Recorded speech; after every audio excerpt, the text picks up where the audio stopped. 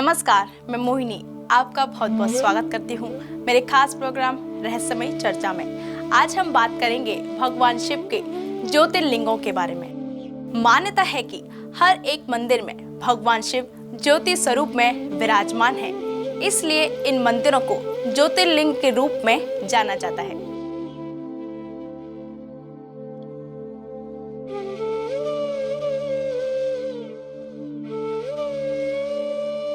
बारह ज्योतिर्लिंग में सर्वप्रथम ज्योतिर्लिंग है सोमनाथ ज्योतिर्लिंग। गुजरात प्रांत के काठियावाड़ क्षेत्र में समुद्र के किनारे सोमनाथ नामक विश्व प्रसिद्ध मंदिर में यह सोमनाथ ज्योतिर्लिंग स्थापित है।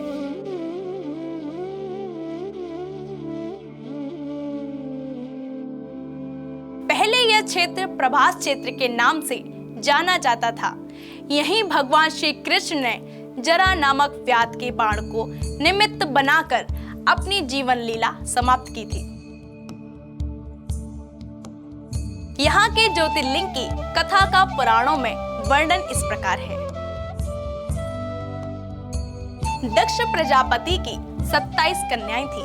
उन सभी का विवाह चंद्रदेव के साथ हुआ था, किंतु चंद्रमा का समस्त अनुराग व प्रेम केवल रोहिणी के प्रति ही रहता था। उनके इस कृत्य से दक्ष प्रजापति की अन्य कन्याएं बहुत अप्रसन्न रहती थीं। उन्होंने अपनी यह व्यथा अपने पिता को सुनाई। दक्ष प्रजापति ने इसके लिए चंद्रदेव को अनेक प्रकार से समझाया, किंतु रोहिणी के वशीभूत अपने हृदय पर इनका कोई प्रभाव नहीं पड़ा, जिस कारण दक्ष क्रोधित हो गए और क्रोधित होकर उन्हें क्षयग्रस्त हो जाने का श्राप दे दिया।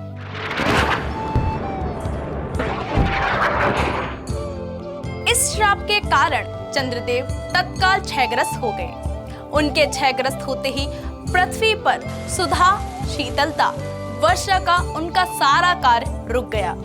चारों ओर त्राही त्राही मच गई। चंद्रमा भी बहुत दुखी और चिंतित थे। उनकी प्रार्थना सुनकर इंद्रादि देवता तथा वशिष्ठ आदि ऋषिगण उनके उद्धार के लिए पितामह ब्रह्मा जी के पास गए। सारी बातों को सुनकर ब्रह्मा जी ने कहा, चंद्रमा अपने श्राप से विमोचन के लिए अन्य देवों के साथ पवित्र प्रभास क्षेत्र में जाकर मृत्युंजय भगवान शिव की आराधना करें। उनकी कृपा से अवश्य ही इनका श्राप नष्ट हो जाएगा और ये रोग मुक्त हो जाएंगे।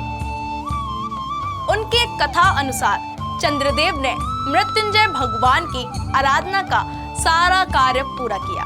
उन्होंने घोर तपस्या करते हुए 10 करोड़ बार मृत्युंजय मंत्र का जप किया।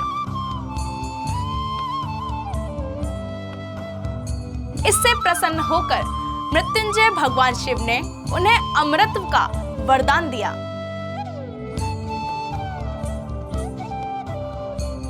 उन्होंने कहा, चंद्रदेव तुम शोक ना करो, मेरे वर से तुम्हारा श्राप मोचन तो होगा ही, साथ ही साथ प्रजापति दक्ष के वचनों की भी रक्षा हो जाएगी।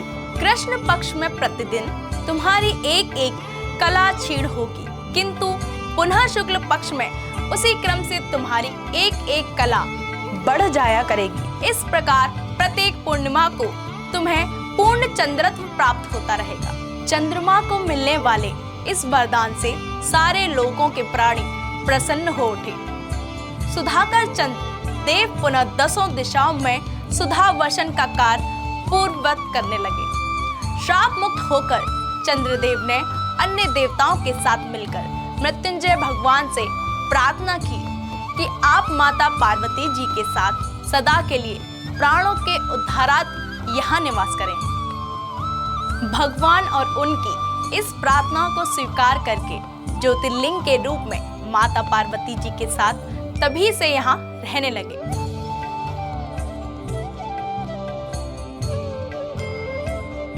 पावन प्रभास क्षेत्र में स्थित इस सोमनाथ ज्योतिर्लिंग की महिमा महाभारत, श्रीमद् भागवत तथा स्कंद पुराण आदि में विस्तार से बताई गई है। चंद्रमा का एक नाम सोम भी है। उन्होंने भगवान शिव को ही अपना नाथ स्वामी मानकर यहाँ तपस्या की थी, तभी इस ज्योतिर्लिंग को सोमनाथ कहा जाता है। इसके दर्शन एवं पूजन आराधना से भक्तों के जन्म जन्मांतर के सारे पाप और दुख नष्ट हो जाते हैं। वे भगवान शिव और माता पार्वती की अक्षय कृपा का पात्र बन जाते हैं। मोक्ष का मार्ग उनके लिए सहज ही सुलभ हो जाता है। उनके लौकिक और पारलौकिक सारे कृत्य स्वयं सफल हो जाते हैं। भारतीय उपमहाद्वीप के पश्चिम में अरब सागर के तट पर स्थित ज्योतिर्लिंग श्री सोमनाथ महादेव मंदिर की छठा ही निराली है। यह तीर्थ स्थान देश के प्राचीनतम तीर्थ स्थानों में से एक है। इसका उल्लेख स्कंद पुराण, श्रीमद् भगवत गीता, शिव पुराण आदि प्राचीन ग्रंथों में भी है। वहीं ऋग्वेद में भी सोमेश्वर महादेव की महिमा का उल्लेख हुआ है। यह लिंग शिव के 12 ज्योतिर्लिंगों में से पहला ज्योतिर्लिंग माना जाता है। ऐतिहासिक सूत्रों के अनुसार आक्रमणकारियों ने इस मंदिर पर 6 बार आक्रमण किया। इसके बाद भी इस मंदिर का वर्तमान अस्तित्व इसके पुनर्निर्माण के प्रयास और सांप्रदायिक सद्भावना का ही परिचायक है। 7वीं बार यह मंदिर कैलाश महामेरु प्रसाद शैली में बनाया गया है। इसके निर्माण कार्य से सरदार वल्लभ भाई पटेल भी जुड़े रह चुके हैं। यह मंदिर गर्भगृह, सभा मंडप और नृत्य मंडप 3 प्रमुख भागों में विभाजित है। इसका 150 फुट ऊंचा शिखर है। इसके शिखर पर स्थित कलश का भार 10 टन है और इसकी ध्वजा 27 फुट ऊंची है। इसके आबादित समुद्री मार्ग त्रिष्टाम्ब के विषय में ऐसा माना जाता है कि यह समुद्री मार्ग परोक्ष रूप से दक्षिणी ध्रुव में समाप्त होता है। यह हमारे प्राचीन ज्ञान व सूझबूझ का अद्भुत साक्ष्य माना जाता है। इस मंदिर का पुनर्निर्माण महारानी अहिल्याबाई ने करवाया था। सोमनाथ ज्योतिर्लिंग की महिमा अपरंपार है।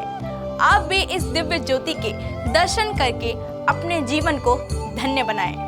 आज के लिए बस इतना ही। मुझे दीजिए इजाजत। फिर से हाजिर होंगे एक और नए ज्योतिर्लिंग के साथ। नमस्कार।